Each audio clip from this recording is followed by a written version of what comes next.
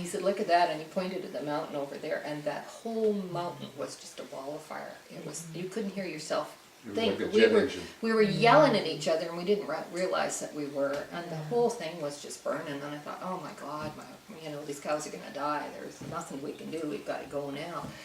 It was a situation where we knew our house was gone. We had so many other things that we were concerned about, our livestock and things like that, that there wasn't much time for stress. So we were pretty level-headed, and he said, you should think about getting a washer at home, because he said, we love ours. So he said, I've driven by one place, and there's a home that I kind of like, you should go and have a look at. And that's a basic design, and you can alter it. So we went down, and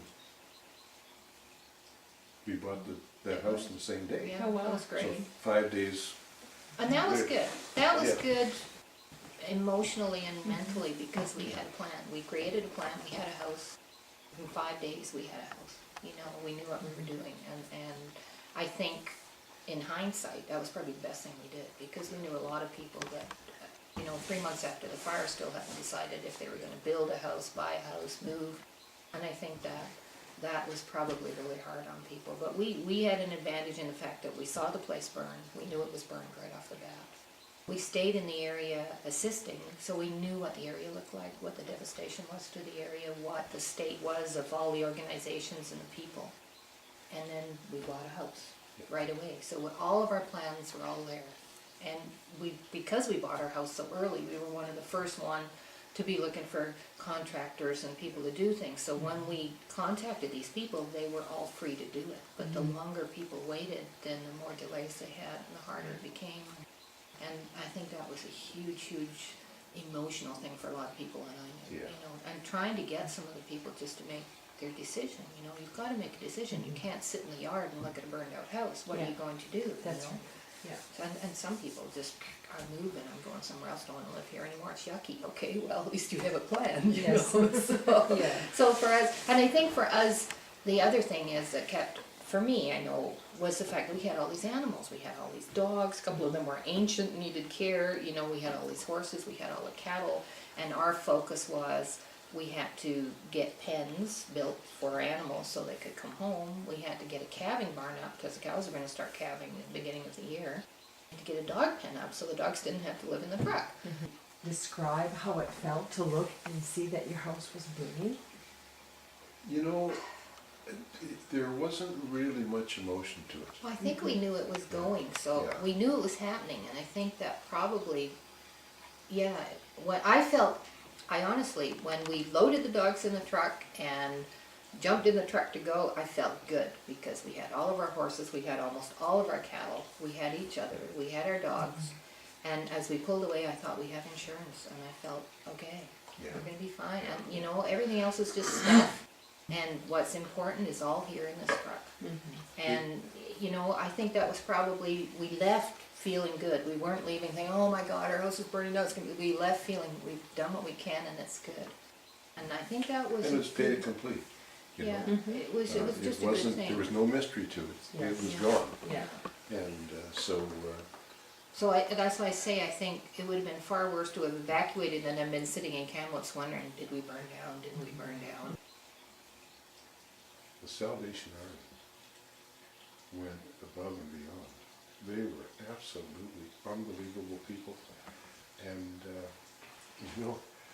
I cannot walk by one of their kettles now without putting money in it. They were really, really compassionate and understanding, and there every minute of the day to help. And that meant a lot to all of us.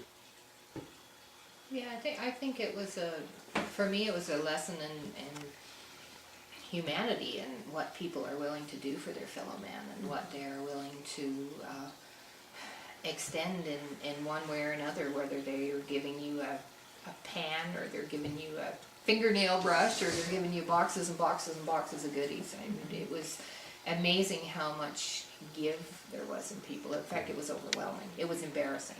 We were embarrassed because we felt you know, I don't know, you haven't done anything to earn it, but here it is, all this stuff, and it was absolutely wonderful, and every time I use that towel or that pan or whatever, I think about those people, which was pretty amazing.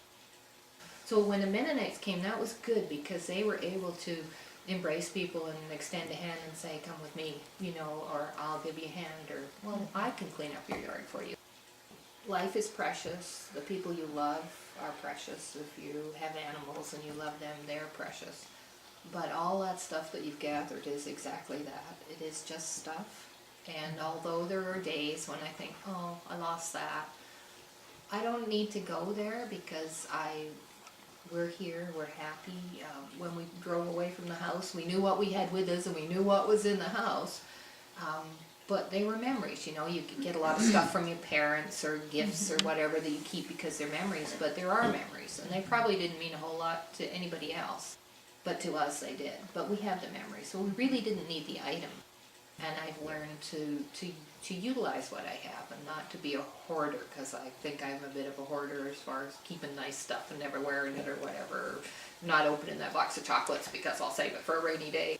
Don't open that bottle of fancy wine, we'll save it for a rainy day until we burn it up or whatever, pop the cork that way, you know. So I think I've learned more to utilize and to appreciate things more maybe, but to realize that that's not what's important. I think that, and the other thing that we both really agreed upon was that it brings home the fact that you've got to smell the roses. You have to take time to sit back and smell the roses, and not make every day be hard work and stress and go and keeping up with the Joneses or putting the money in the bank or whatever. There's times when you have to just appreciate life for life, you know. And if that means packing a picnic and walking up the hill and looking at the scenery, or, you know, holding hands on the porch or whatever, that's something that we both said. You really realize what's important, and that you have to just be glad that you are alive and that you're going forward.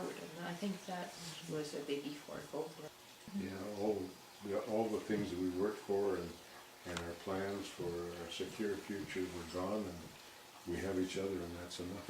Yeah, and that was the big thing, was we did have each other, yeah.